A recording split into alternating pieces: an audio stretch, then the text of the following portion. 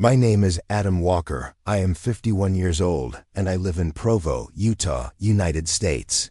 Throughout my life I have been a faithful member of the church.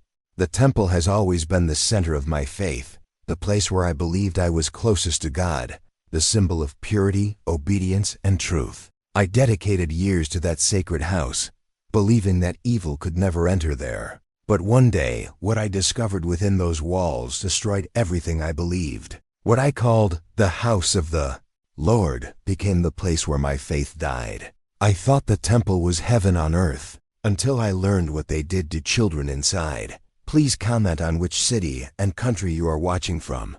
I want to know how far my voice is reaching. Leave a like if you believe that faith should never hide the truth. Sign up for more true stories that reveal what many are still afraid to talk about. I remember the day I received my temple recommend as if it were yesterday. I was 21 years old and felt that the entire purpose of my life up to that point was summed up in that moment. Church leaders looked at me with approval. My family embraced me with pride. And I sincerely believed that I was about to walk through the very gates of heaven. That small white card, signed by the bishop and the stake president, felt like more than a document. It was a ticket into the presence of God. I spent weeks preparing. I prayed every day, fasted, studied the scriptures, and examined my conscience as one prepares for divine judgment. Every word, every thought, every memory was carefully examined. They said the temple was the holiest place on earth, and that only the worthy could enter. I believed it with all my heart. I wanted to be worthy. I wanted to be pure. I wanted to be part of what they called the Lord's eternal work. On the appointed day, I woke before sunrise. I put on my best suit, carefully polished the night before. My mother prepared breakfast in silence, as if we were going to a celestial ceremony. She smiled and said, "Your father would be proud, Daniel." I left home with my heart racing. The Salt Lake City temple was imposing, a white fortress surrounded by perfectly manicured gardens. Everything there exuded perfection. The flawless lawn, the symmetrical flowers, the air of reverence. I remember thinking that this was the peace of heaven promised to the faithful. When I crossed the gates, I felt a shiver run through my body. I was greeted by a volunteer dressed in white, who led me in with a discreet smile. The doors closed behind me, and the sound of the world vanished. Inside, all was silence and purity. The air seemed lighter, the floor cleaner, the voices softer. I saw men and women walking with slow steps, wearing impeccable white clothes. It was as if time had stopped. At that moment, I truly believed I had left the world behind. The worries, the sins, the noises of life, everything seemed distant. The temple enveloped me like a cocoon of light. I remember feeling tears in my eyes as I knelt for the first time in the instruction rooms. The bishop had told me that there, the heavens opened for the pure in heart, and I so wanted to believe that I was one of them. The investiture ceremony was unlike anything I had ever known. Symbols, promises, gestures, words that had to be repeated precisely. Each movement had a profound spiritual meaning. They spoke of obedience, chastity, and total consecration to God's work. I observed everything with reverence, trying to absorb every detail. That sacred atmosphere made me feel part of something eternal. Finally, we were led to the celestial room, white, silent room with soft lights and golden chairs. The carpet seemed softer, the air purer. People spoke in whispers, as if they were before the very throne of God. I sat down and closed my eyes. I had never felt so clean, so safe, so loved. From that day forward, the temple became my refuge. I visited it frequently, sometimes alone, other times with youth groups or with my wife, when we married years later. Every time I entered, I felt the same shiver, the sensation of being in a place where evil could not touch. I believed with all my heart that this was the center of holiness. The leaders constantly reinforced this idea. They said the temple was the house of the Lord, the only place where the world had no power. There, promises were made, families were sealed, lives were dedicated to eternity. I believed that nothing impure could cross those doors. And so, I became the guardian of my own purity. I was careful about the words I used, the music I listened to, the conversations I had, all to remain worthy of returning. Dignity became my foundation, and gradually also my prison. Living dignifiedly was more than a choice. It was a condition for continuing to feel that God accepted me. If I erred, even in secret, I believed the Holy Spirit would depart from me. This belief completely shaped me. Even so, back then, I didn't see it as fear. I saw it as love. Love for God, love for the truth, love for the church that had given me purpose and identity. The temple, with its white walls and silent corridors, seemed like the safest place in the world. And when I saw the families arriving, parents, children, grandparents, all dressed in white and smiling, I felt proud to be a part of it. Many times during the ceremonies, I would look at the children waiting with their parents, and I would think that they were the angels of the house of the Lord. It never occurred to me that anything wrong could happen there. I never imagined that beneath those perfect walls there could exist pain, fear, or imposed silence. For me, the temple was the very symbol of truth, the place where heaven touched earth, a space where hearts were purified and souls met God. I defended this with passion, with conviction, with blind faith. I told people who doubted, if you enter the temple, you will feel the Spirit like never before, and I truly believed it. For years, I associated purity with obedience, and obedience with holiness. It was a perfect circle, or so it seemed. I didn't know that, behind that calm, there was a heavy silence.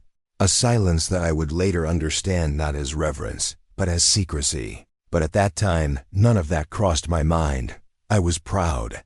Proud to be worthy, to belong, to carry in my pocket the small recommendation that opened the doors of the kingdom of God. For me, every time I showed it at the entrance, I felt that my soul was also being approved. The temple was my compass, my North Star, my safety net.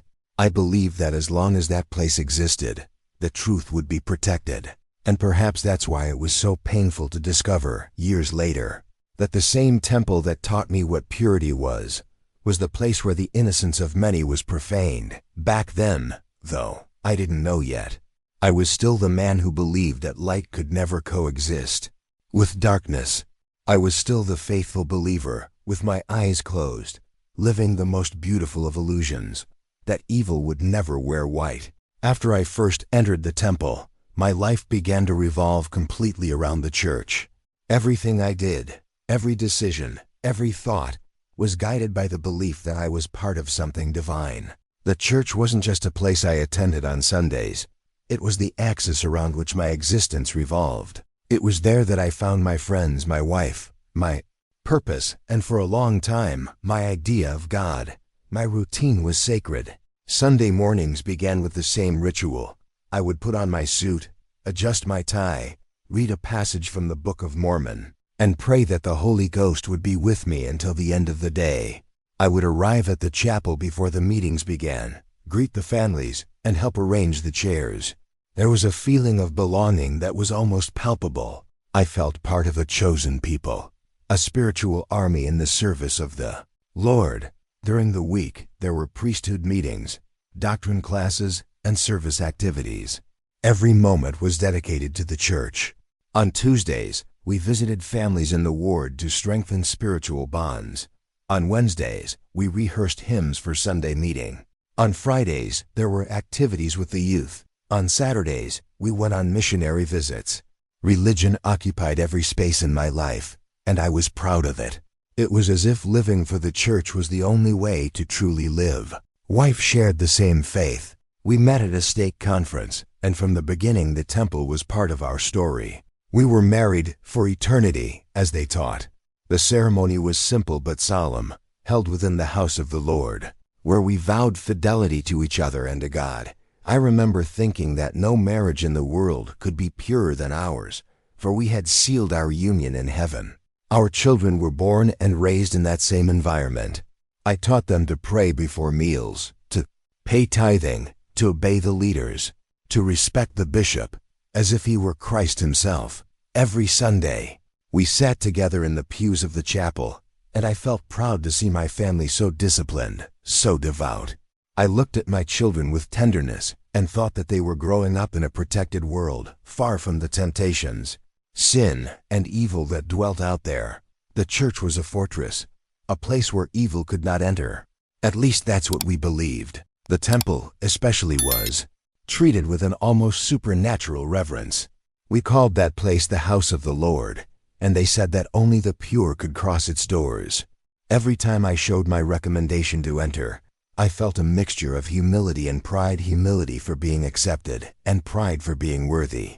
The rules were clear, and we followed them precisely. No alcohol, no coffee, no tobacco, no immorality, no doubts.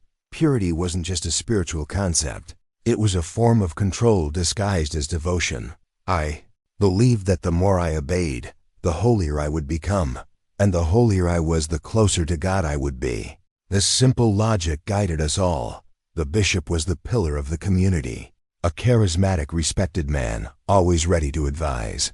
When he spoke, everyone listened. When he smiled, everyone felt blessed. I saw him as an almost divine figure, an intermediary between us and heaven. If he said something was right, I obeyed without question. If he said it was wrong, I accepted it. Obedience was the supreme virtue. There was something comforting about that structure. The church gave us ready-made answers for everything. We didn't need to doubt or overthink. We just had to follow, believe, and obey. Life seemed simple within those rules. Sin was something distant, reserved for those of the world. We were the chosen people, the people God had selected to restore truth on earth. During general conferences, I would sit with my family in front of the television and listen to the prophets' talks with tears in my eyes. Their words seemed to come from heaven itself. Remain pure, obey the leaders, trust the church. These phrases echoed in my mind like hymns of faith. I felt proud to be part of such a perfect organization, so well structured, so seemingly free from human error. I remember a time when a friend from work asked me if I truly believed that our church was the only true one. Without hesitation, I replied, "I don't believe it." I know, that was the strength of our conviction. We grew up hearing that we had the absolute truth, that the Spirit testified to the purity of the work. There was no room for doubt, and if it arose, it was a sign of spiritual weakness. So when something didn't make sense, I just prayed more, fasted more, read more. Because to doubt was the same as to sin. The promise of purity was at the heart of it all. They said the world was corrupt, but that we within the church were being molded for eternity. And I believed it. I believed we were above human failings, that evil could not exist where the Spirit dwelt, that the leaders were too inspired to err, that the temple was untouchable, the last piece of paradise on earth. This perspective shaped how I saw everything. When I saw someone being disciplined or expelled, I thought, they must have done something terrible. It never occurred to me that justice could fail, that authority could be abused. The system seemed too perfect to allow for mistakes. I walked through the church aisles with the feeling that I was treading on sacred ground. When the choir sang hymns and the organ echoed off the walls, I felt an almost physical emotion, as if the Spirit were truly there, touching my heart. There was a genuine beauty in it, a sense of community, of purpose. But there was also something I didn't see. The perfection we so admired was built upon silence. Silence about what was happening behind the scenes. Silence about people disappearing from the congregation without explanation. Silence about the questions that couldn't be asked. And above all, silence about what was really happening within the temple walls. But at that time, I couldn't see it. To me, those were God's people. The church was pure, and the temple untouchable. Nothing, absolutely nothing, could convince me that there was darkness inside. I trusted blindly, and that's precisely why the fall was so profound. While I lived that routine of faith and obedience, I felt protected. I was the example, the man who followed every rule, the faithful husband, the devoted father, the servant of the Lord, and without even realizing it, I was becoming exactly the kind of person the institution most desired. Someone who believed so much in the purity of the church that he would be incapable of seeing sin before his own eyes. It was on a cold November morning when something inside me began to shift, though at the time I didn't realize it. I was volunteering at the temple, a role I considered a sacred honor. My task was simple: to help organize the sessions and ensure visitors were properly prepared for the ordinances. It was quiet, meticulous work, filled with reverent gestures. That day, everything seemed to follow the same solemn rhythm as always: the distant sound of the organ, the murmur of prayers, the rustle of white robes moving through the aisles. But something was off. There was a subtle tension in the air, an unease I couldn't explain. I remember walking down one of the more distant corridors, the one that led to the smaller instruction rooms, when I heard two low voices talking near the clothing room. It was a couple of temple employees, people I saw every week. They spoke hurriedly, glancing around, like people carrying a secret that couldn't be heard.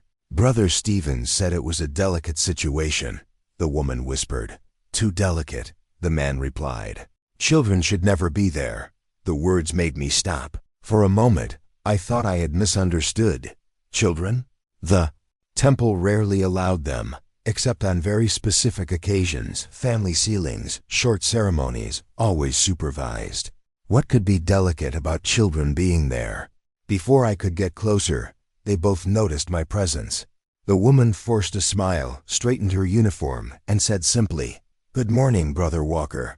Is everything all right here?"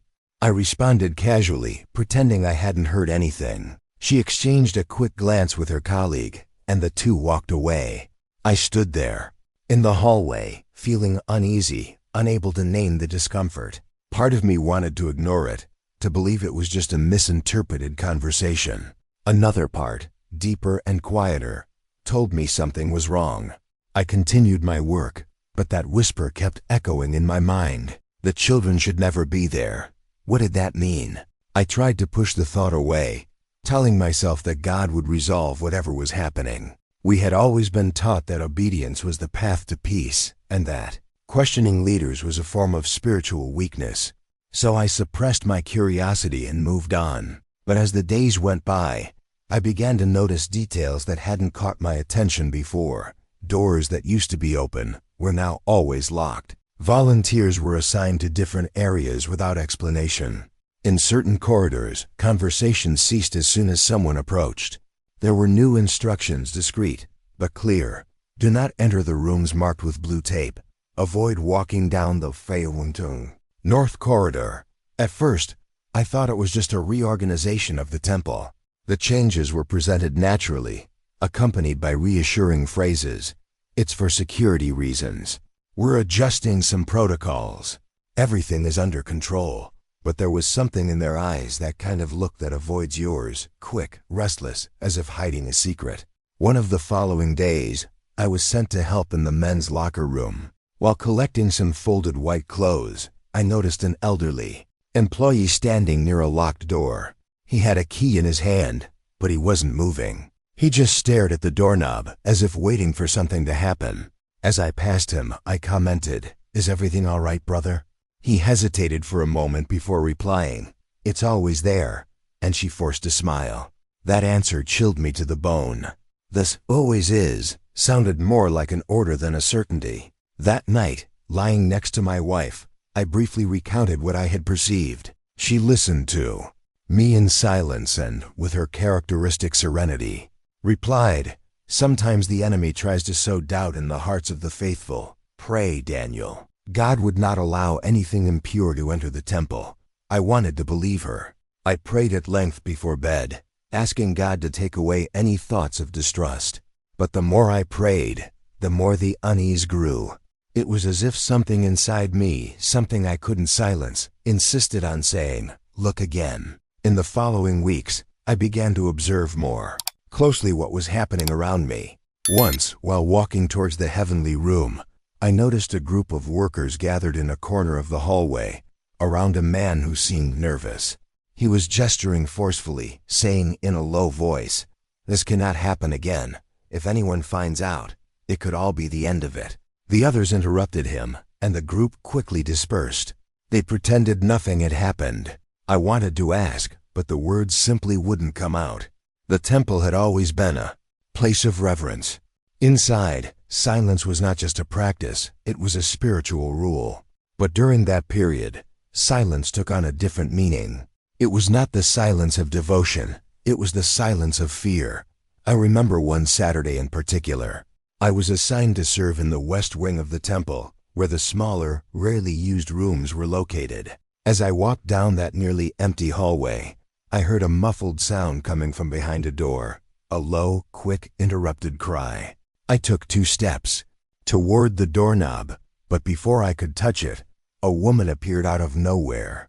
She was dressed in white, her name tag hanging on her chest, and she stared at me. "Brother Walker," she said, her voice too calm, "this area is closed.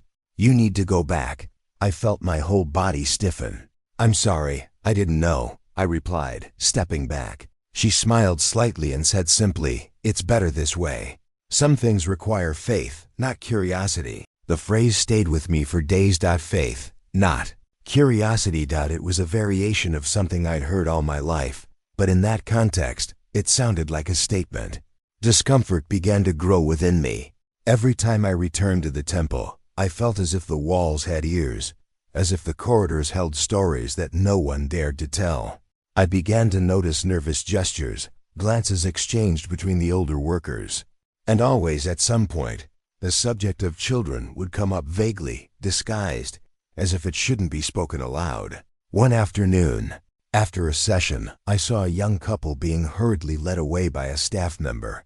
The father held his wife's arm tightly. She was crying silently. When I asked if they needed any help, the worker replied curtly, "Everything is resolved." But the woman's gaze said otherwise. It was that week that I realized something was deeply wrong. The temple, which for years had been a symbol of my peace, now left me uneasy. The silence that had once brought me calm began to frighten me. The white walls no longer seemed pure. They seemed cold, distant, complicit. Still, I kept telling myself it was just my imagination, that God was in control, that evil could never dwell in the house of the Lord. I wanted to believe it with all my might, because the alternative was unbearable. To admit that something impure could exist within the temple would be the same as admitting that everything, my faith, my life, my purpose, could be a lie. And so, as we always did when doubt tried to creep in, I chose the easiest path. I knelt down, closed my eyes, and repeated what I had been taught since childhood. Trust. God knows what He's doing. But, deep down, a deeper voice whispered, "What if it's not God who's telling us to be quiet?"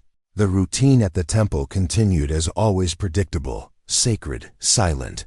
Each step was a repetition of ancient gestures, learned and revered.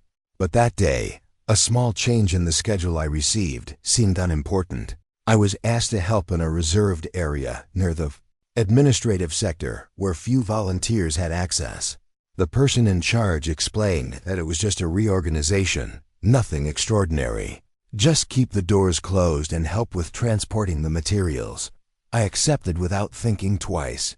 Serving at the temple has always been an honor. I entered that dimly lit corridor, accompanied by an employee who barely spoke. The walls there were different, narrower, colder, without the usual decorations. There was a silence that didn't seem the same as in the prayer rooms. It was a heavy, oppressive silence, as if the air knew too much. The man asked me to wait while he got something from another room. I stood there, observing the unmarked doors. One of them, slightly ajar, let out a yellowish light. It was the sound that first caught my attention, a muffled murmur, mixed with something that sounded like crying. I approached slowly, without knowing why.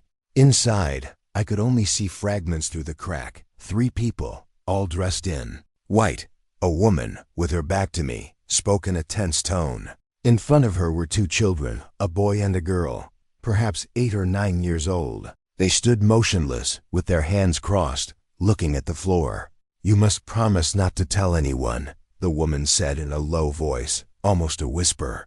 "The Lord trusts you. This is part of purity, do you understand?" The words hit me like a blow. Those children looked terrified. The boy was fidgeting nervously, trying to hold back tears. Woman leaned down, touched his shoulder, and repeated, "God is watching. We must obey." The man accompanying her, probably one of the supervisors, watched everything with his arms crossed. His face was stern, emotionless. He nodded slowly and said, "If they ask questions, say that you were learning about faith. Nothing more." I felt my heart race.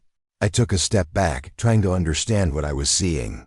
It wasn't a common ritual, nor a religious instruction. It was something that shouldn't be happening. The room felt suffocating, even from a distance. I wanted to go in, interrupt, say something, but fear paralyzed me. I was afraid of misinterpreting, afraid of causing a scandal, afraid of displeasing God. It was at that moment that the employee I was with returned. He looked at me and noticed where I was staring. Silently, he closed the door firmly and said only, "This room is not part of your duties today, Brother Walker." "What's going on in there?" I asked, my voice trembling. He didn't answer immediately. He looked around, as if checking for witnesses, and then murmured, "There are things that the Lord understands, and we do not." That phrase echoed inside me like a sentence. There are things that the Lord understands, and we do not. It was enough to silence me, but not to reassure me. I spent the rest of the day trying to act normally, completing tasks and responding to automatic smiles. On the outside, I was the same devout man. Inside, something was broken. The image of the two children wouldn't leave my mind. I tried to pray, but the prayers seemed to bounce off the walls and come back empty. Hours later, when the temple closed, I saw the same children being led out by a couple. The boy's gaze was lost. The girl held tightly to the woman's hand, as if clinging to a last refuge. When they passed me, the man gave a slight nod and quickened his pace. The girl looked back. That look remained etched in my memory forever. It was the look of someone who wanted to speak, but had learned she couldn't. I drove home in silence. The radio was off, my hands trembling on the steering wheel.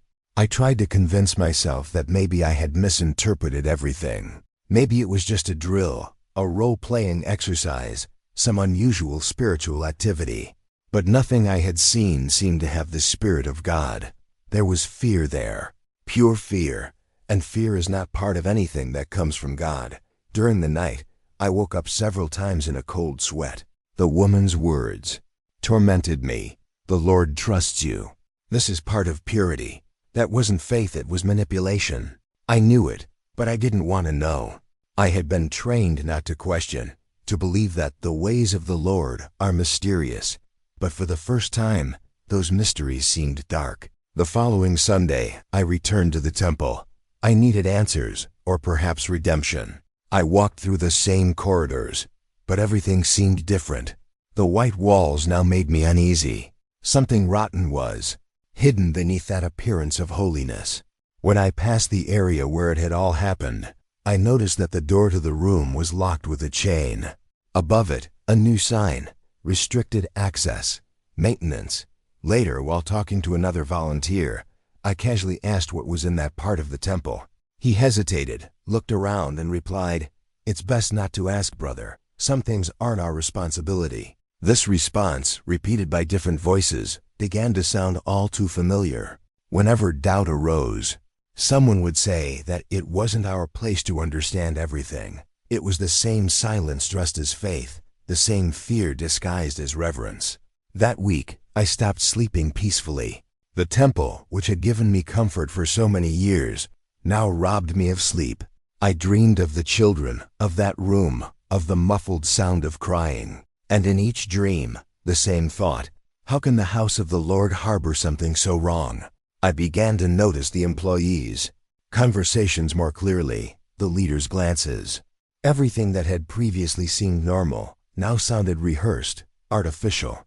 There was a layer of acting behind every gesture. And when one night, one of the supervisors called me for a private conversation, I realized that something even more disturbing was about to happen.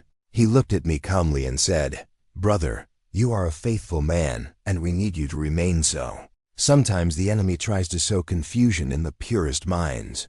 Trust us." Those words sealed my silence. I left without saying anything, but inside me, something went out. The flame of faith that had illuminated me since childhood began to weaken. For the first time, I felt that perhaps the darkness wasn't outside, but inside the temple itself. That night, looking out my bedroom window, I saw the illuminated temple in the distance, imposing, serene, as always. But to me, the light emanating from it was no longer the same. That day, the light inside the temple went dark. For days I tried to erase from my mind what I had seen. I prayed, I fasted, I sought comfort in the scriptures, but no passage seemed to alleviate the weight I carried. The words, "The Lord trusts in you," echoed like an open wound. I needed to believe that the temple remained pure, that it had been a mistake, an exception, something my mind had misinterpreted. But the more I tried to convince myself, the more doubt consumed me. On Thursday morning, I decided to seek out the bishop. I entered his office with a racing heart and sweaty palms. He greeted me with his usual calm smile, the same paternal tone that always inspired confidence in me. I recounted what I had witnessed, every detail, every word, every gesture. As I spoke, I expected to see astonishment, indignation, perhaps even pain. But what I found was indifference. The bishop remained motionless, listening silently, his fingers interlaced on the table. When I finished, he took a deep breath and said in a measured voice, "Brother Walker, you need to understand that not everything that happens in the temple can be understood with human eyes." "But they were children," I replied, my voice trembling. "They were scared." He tilted his head, as if listening to a misunderstanding. "I believe you may have misinterpreted it. Sometimes, certain instructions may seem strange to those unfamiliar with the spiritual process involved." "A spiritual process?" I repeated, incredulous. "Yes," he continued, "the experiences in the temple are symbolic, full of meaning. You shouldn't jump to conclusions.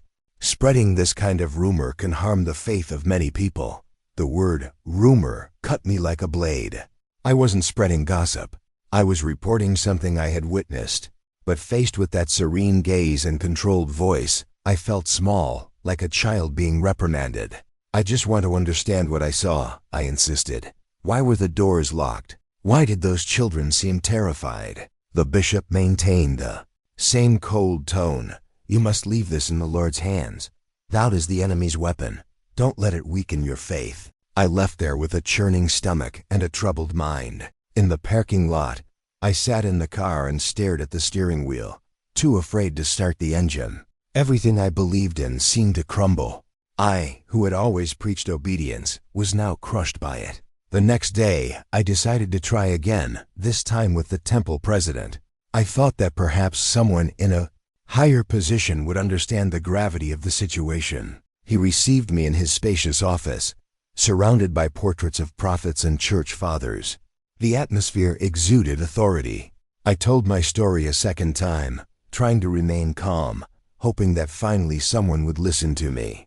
The president looked at me intently, but there was no compassion in his gaze, only calculation. When I finished, he leaned forward and said with a chilling calm, "Brother Walker, the temple is a sacred place.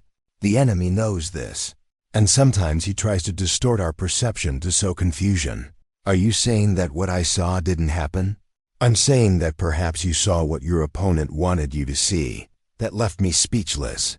Do you want me to believe that the devil showed me a lie inside the temple?" He smiled slightly. "Don't underestimate the enemy's traps.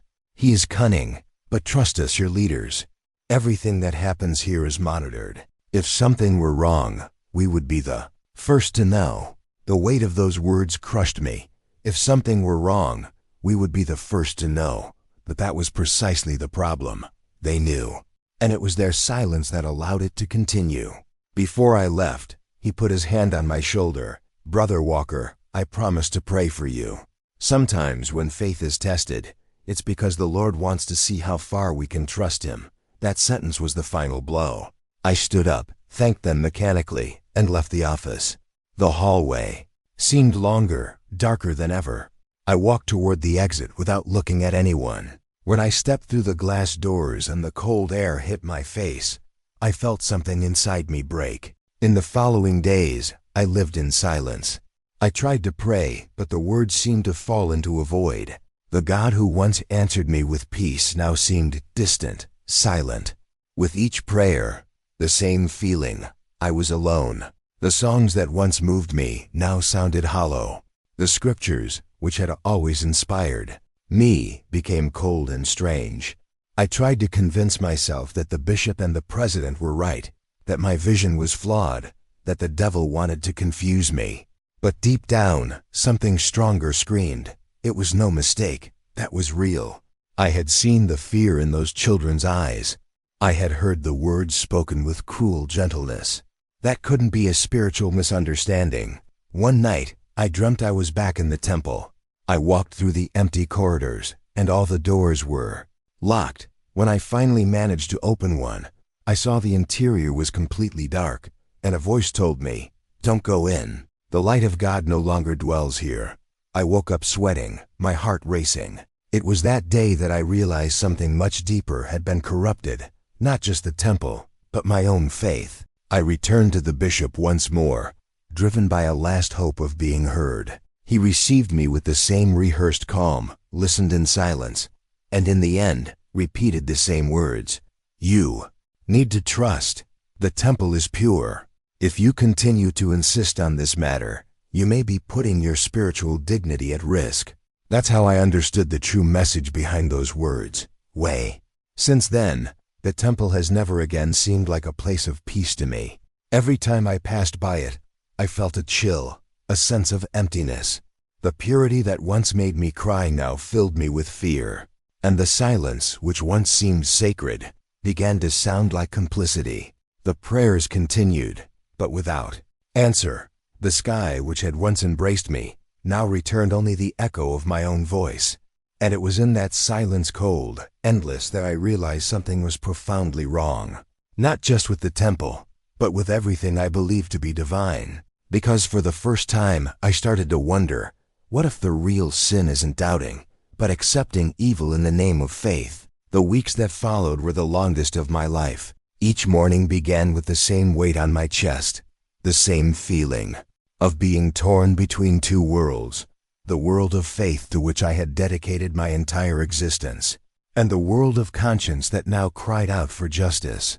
I still served in the temple, still wore white, still smiled at the people who came seeking peace. On the outside, everything remained the same. Inside, something was silently falling apart. I felt guilty for doubting the leadersmen I had always considered inspired by God. But I felt even more guilty for remaining silent, for pretending nothing had happened, for participating in something that now made me nauseous. Every time I put on the white coat and walked down the hallways, I felt as if I were betraying not only myself, but the very children I had seen in that room. The words obedience and faith have always been the foundation of my life. From a young age, I was taught that questioning was a lack of humility, that God blessed those who obeyed without hesitation. Obey first, understand later. That was the motto that echoed in every sermon, in every priesthood class, in every conversation between brothers. And I obeyed. I obeyed to the point of no longer knowing how to think for myself. But now, for the first time, I understood the price of that obedience. I obeyed so much that I no longer knew what was right or wrong without someone telling me. I obeyed so much that I lost my voice. And in that silence, evil thrived. I began trying to justify my inaction. I told myself I was just a servant, that my role wasn't to investigate, but to trust, that God would take care of everything in His time, that perhaps in some mysterious way, it had a greater purpose. I would repeat these phrases until they sounded true, but they never did. They sounded like excuses, weak, empty, cowardly. The temple, which had once brought me peace, now suffocated me. Every corner, every room, every sacred symbol seemed to carry an unbearable weight. I looked at the other volunteers and wondered if they knew too. If they saw what I saw. If they also heard that whisper of fear hidden beneath the soft hymns and rehearsed prayers. But no one said anything, and neither did I. It was a pact of silence, disguised as faith, a pact that bound us through guilt. We all knew, or deep down, felt that something was wrong, but obedience was the shield that protected us from our conscience. I remember one night, driving home from a shift at the temple. The car radio was off, and the only sound was the wind cutting through the road. I felt a sudden urge to cry, but I couldn't. Something inside me had hardened. The pain was too great to turn into tears. I looked at the dark sky and asked aloud, "Sir, what do you want me to do?" But there was no answer, only silence. At home, my wife noticed my restlessness. I avoided talking about the temple, only saying that I was tired. One night, she insisted, "Daniel, you seem different. You're pale, distant. What's going on?" I thought about telling her. I almost did. But when I looked at her, a woman of simple, devout faith who saw the church as an extension of God Himself, I realized I couldn't. She wouldn't understand. Perhaps she would think I was being tempted, that the enemy had confused me.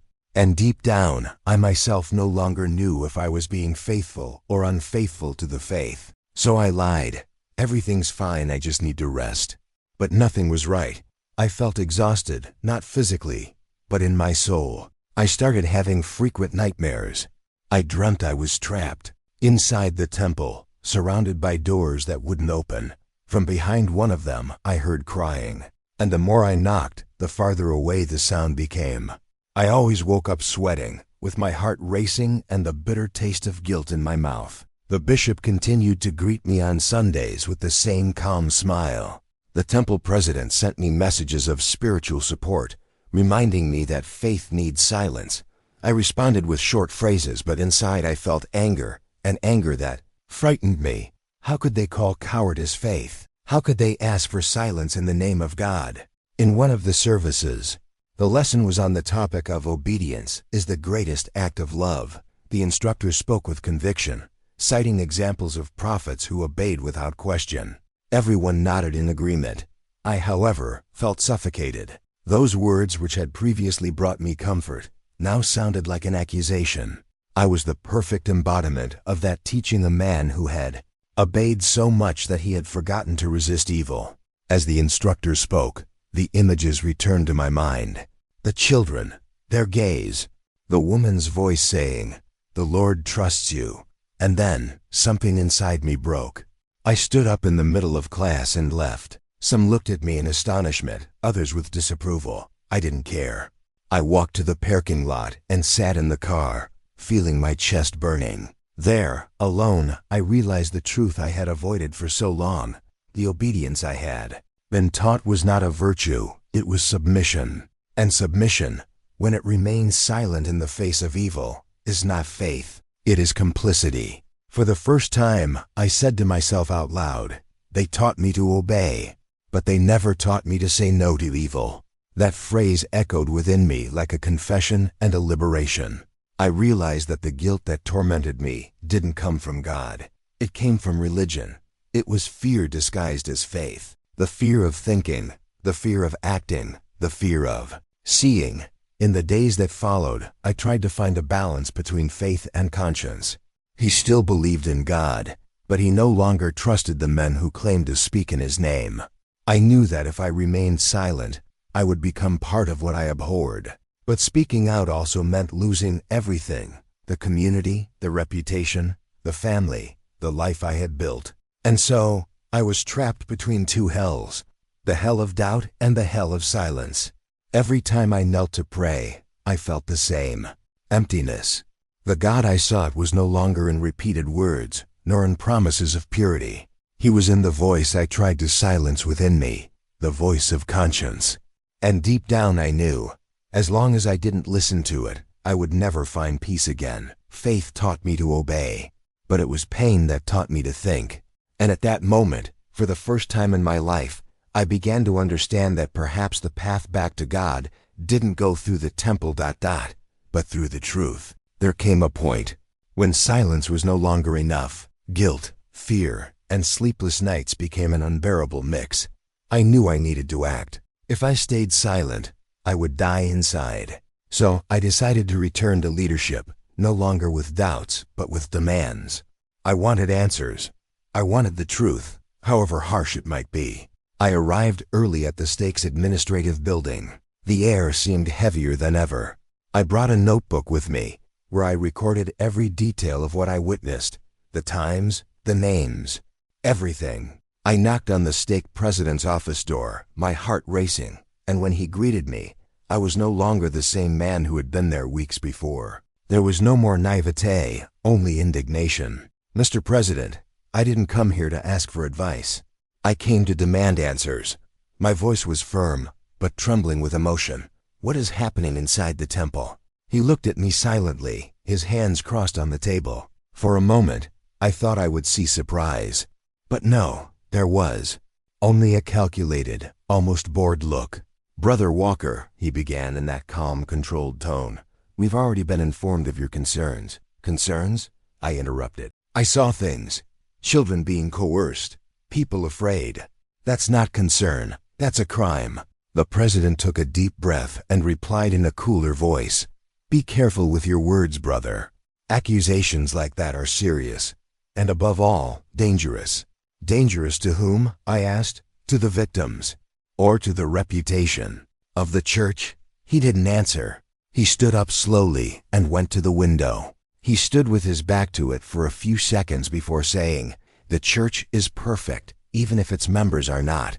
You need to have faith and let the Lord take care of it." I felt my blood rushing. So that's it. Does faith now mean closing your eyes, pretending not to see? The president turned and stared at me. "You are entering dangerous territory. There have been cases where people have distanced themselves from the church because of misinterpretations and never found peace again." "Misinterpretations?" I repeated, laughing desperately. "Is that what they're going to call what happened in there? An interpretation?" He approached, placed his hands on the table, and in a low voice said, "Listen to me, Brother Walker. The church doesn't need someone defending it with accusations. It needs faithful people who trust and obey. If you continue to insist, we may have to take disciplinary action." That word, disciplinary, cut through the air like a threat. I knew what it meant. Excommunication, loss of recommendation, of baptism, of community, of one's own spiritual identity. To lose the church was, for many, the same as losing one's soul. "Are you threatening me?" I asked in a whisper. He shook his head, with a slight smile. "Not at all. I'm trying to protect you. Sometimes, doubt comes from the opponent. I don't want you to get lost because of it." "Protect myself?" I repeated. "Or protect the institution?" Silence. He straightened up and sat back down, picking up a piece of paper from the table. "You are excused from your duties at the temple until further notice. I recommend that you pray, fast, and seek spiritual guidance, and that you do not discuss this matter with anyone. This is for your own good." For my own good. That was the justification. It's always for the good of the church, for the good of the members, for spiritual good, but it's never for the good of truth. I left there feeling the ground disappear beneath my feet. Outside, the cold wind whipped against my face, and for the first time I realized how suffocating that silence disguised as holiness was. The temple building shone in the distance, imposing, white, perfect, but now I saw it differently. It no longer seemed like a beacon of light. It seemed like a wall that hid something dark behind its purity. On Sunday, I went to chapel for the last time. I wanted to understand if the problem was with me. Perhaps I thought I was the one who was wrong, the weak one, the one who had lost faith. The bishop went up to the pulpit and spoke about loyalty to leadership. He said that those who question God's anointed put their own salvation at risk. I knew those words were for me. Each syllable felt like a blow. After the meeting, the bishop called me aside privately. His voice was gentle, but his gaze was stern. "Brother Walker, the president asked me to speak with you. He is concerned about your soul." "My soul is tired of being manipulated," I replied. He sighed. "If you continue down this path, I may be forced to initiate disciplinary proceedings. Do you understand what that means?" I nodded. Of course I understood. I would be erased from the records, treated as an apostate. That was the price for seeking the truth. "I just want answers," he said. "I want to know what they're hiding. There's nothing to hide. There are only things that are not for us to understand." That phrase haunted me for days. Things that are beyond our understanding. It was the same argument they used to justify everything. It was the foundation of all the silence. That night, I sat alone in the dark room of my house, the temple's recommendation in my hands. It was a small piece of laminated paper with my name and expiration date. For years, That cart had represented pride and purity. Now it seemed like a symbol of lies. I tore it up silently. The sound of the plastic breaking was liberating and painful. I felt like a part of myself was being torn away. It was the end of something I believed to be eternal. In the following days, the phone calls began. Leaders trying to talk, invitations to clarification meetings, but I already knew what it was. They didn't want to understand, they wanted to silence me. One of them even said, "Brother Walker, it's best to leave this in the past. The temple is sacred. And when we question what is sacred, the enemy is the one who truly wins." But at that point, I no longer saw the temple as sacred. I saw a system built on fear, a place where silence was more important than justice, where purity served as a curtain to hide the impure. I began to realize that my faith wasn't dying, it was being purified by the fire of truth. Everything I believed to be in the temple, the presence of God, the light, the holiness, I now sought within myself. And for the first time, I realized that the God I truly believed in would never ask for silence in the face of evil. That was the last time I entered a church building. I wasn't officially excommunicated, perhaps because my silence served me better than my voice. But inside me, something had changed forever. That day, I understood what the temple truly was. Not a house of light, but a wall of silence, erected to protect secrets and stifle consciences. And as I looked one last time at that gleaming building in the distance, I realized the truth that so many fear to admit. Sometimes what seems sacred is merely the most elegant disguise for fear. After that last confrontation, I never went back to the church. At first, I tried to continue attending Sunday services, sitting in the pews next to the same people I had called brothers for years. But everything felt different. The prayers seemed rehearsed. The words from the pulpit echoed empty. When I looked around, I saw only calm, confident, obedient faces, and I wondered how I had managed to live so long like that, numbed by faith. Gradually, I began to distance myself. First, I stopped accepting invitations to serve. Then I stopped attending services. The leaders' calls became insistent. "We miss you," they would say. "The Lord loves you and wants to see you back in the flock." I didn't know how to explain that it wasn't God I had left. It was the system that used his name to justify its silence. But the emptiness came soon after. The faith that had once sustained me now seemed to crumble around me. I felt like a traitor, an apostate, a man who had lost everything for not knowing how to keep quiet. The church had been my home, my identity, my spiritual family.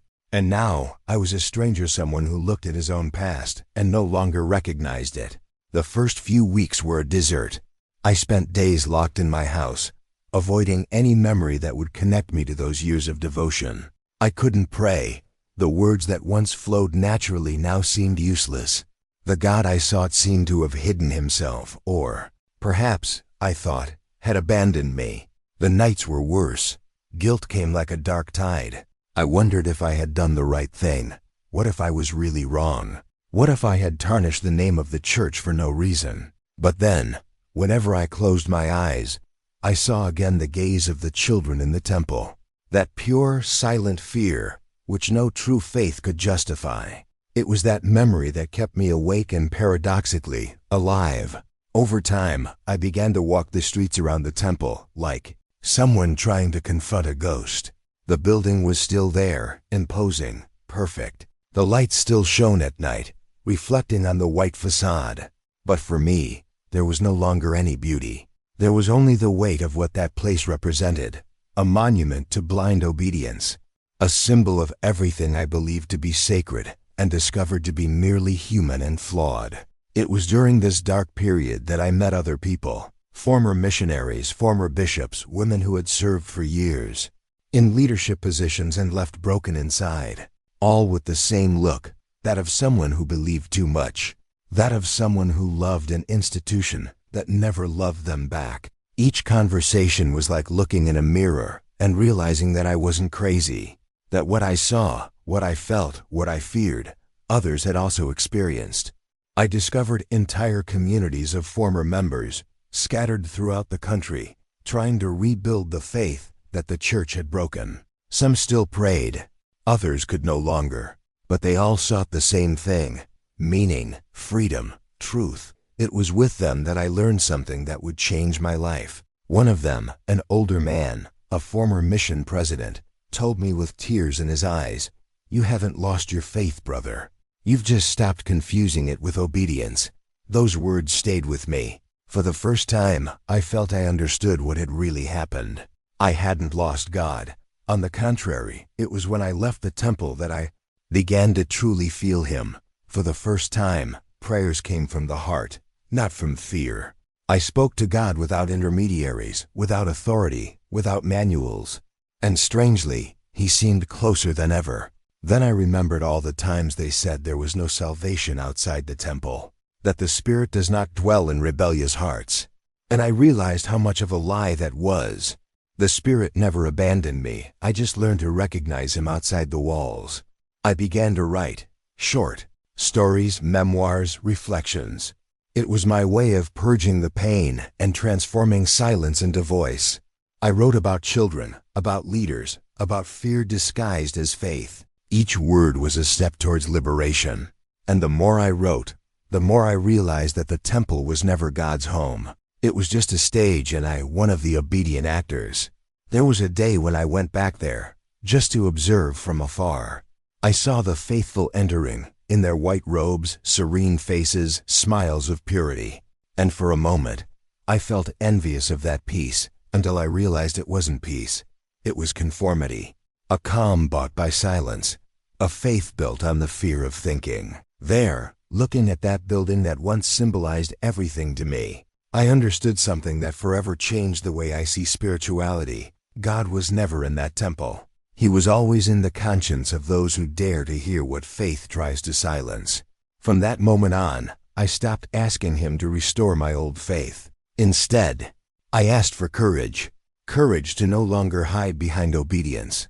Courage to listen to my conscience, even if it leads me away from everything I once called sacred. I began to rebuild my life little by little. I started meeting with people who, like me, were seeking a new meaning for God. A God who doesn't demand fear, but truth. A God who isn't offended by questions. Who doesn't dwell in temples, but in hearts that dare to think. Today, I understand that my downfall was in fact the beginning of my redemption. Losing the church was not losing faith. It was losing the prison where faith was held captive. I haven't lost God. I've lost the walls that hid Him from me.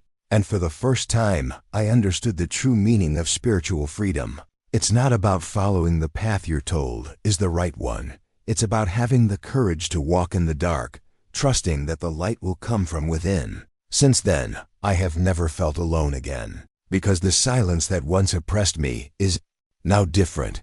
It is the silence of peace, the silence of the soul that has finally learned to hear its own truth, the truth that the temple tried to teach me to forget. For years, I was taught that the temple was the most sacred place on earth, the refuge of truth, the space where God dwells.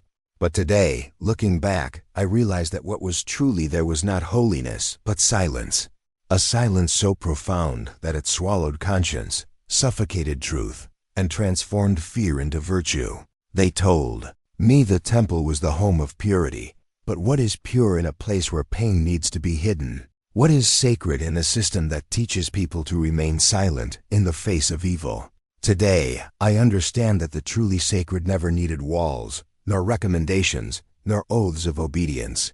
The truly sacred lives where the truth is spoken, even if it hurts, even if it destroys what we have always called faith. For years, I lived in fear of losing the church. I thought that without it, God would turn away from me.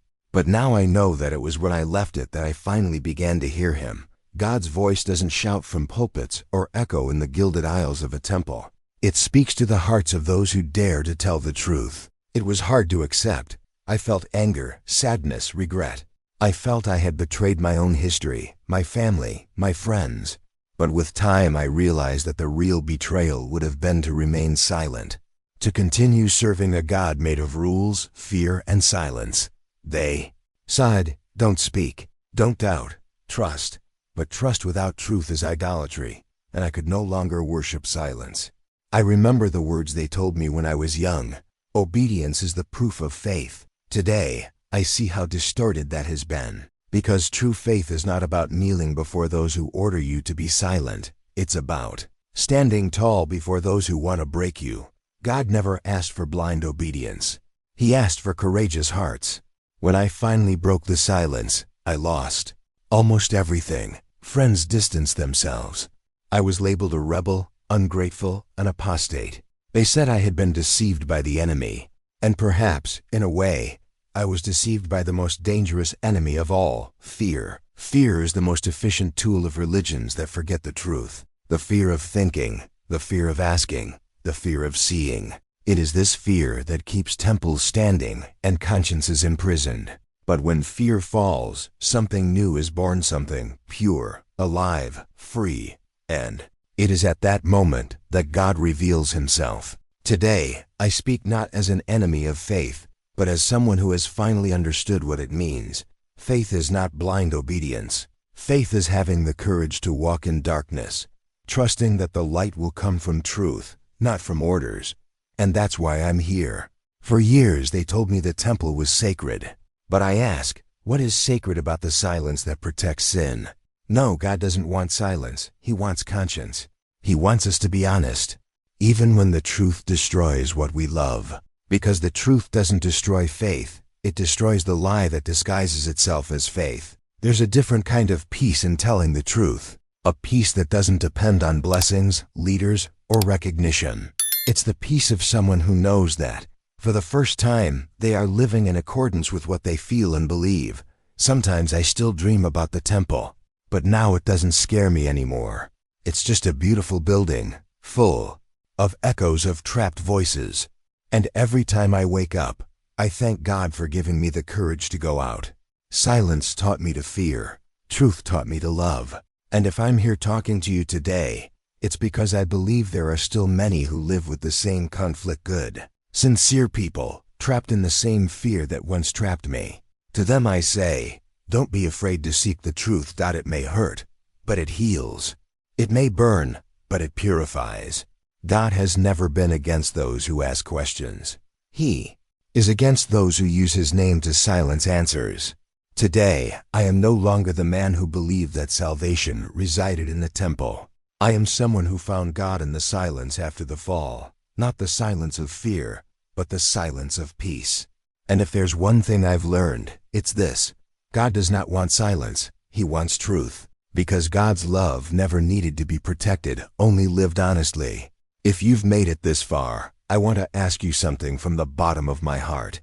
Comment, I'm awake. I want to know the truth. Leave a like if this story touched you.